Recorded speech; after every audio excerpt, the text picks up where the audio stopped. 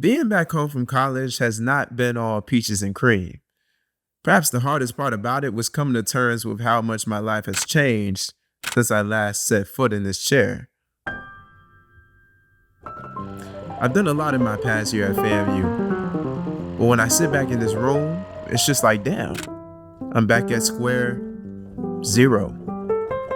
See, I have this tendency to think of life as a book. When you read a book and one chapter ends, another one has to begin. Unless, it's the last chapter. But if you read books, you know that the next chapter of a book always builds on the chapter before it, because everything leads up to the next thing. And that's one of the main concepts of life that I lost when I went off to the magical land of Tallahassee. When I started my new chapter at FAMU, I treated it more like a whole different book. It felt like I was going to have a whole new life and everything was going to be completely different. I was looking to reinvent myself. I mean, it's not like my high school years were bad. Matter of fact, most of it was great. I just didn't want it to be my peak. To me, the peak of a mountain grows and it keeps growing like a tree the further life goes on. And reinvention was my only means of reaching the next highest peak without breaking. Reinvention was how I got so far in high school. I tried every day to be 1% better than the last, and at FAMU, I kept that grind up. I crossed into the incomparable Marching 100, started 2 podcasts, and got pretty good at boxing, among many other things. But guess what?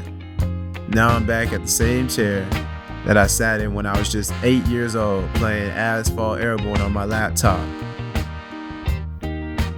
Like I said, square zero. Now I'm trying something different, something that I planned for a while, and that is handing my voice to the media.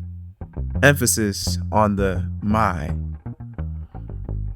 When being a host of a podcast, my job is to open the door for others to speak to the public and share their thoughts and ideas about the world we live in, which, don't get me wrong, is awesome, but at the same time, I want to talk too. Everyone does. And right now, we live in a world that's clouded by people trying to force their opinions down our throats on topics that they may have not even researched, topics that they may have little to no experience in. And instead of trying to let us interpret the topic for ourselves, they try and make their view the defining one. Sounds familiar, huh? We live in a world where information is just fast, where we crave convenient ways of finding information over the complex and fruitful alternatives. I guess what I'm trying to say is I'm creating this channel as a way for me not to be the host, but to be a speaker in my life and to share my thoughts and opinions on certain things that I may find to be interesting.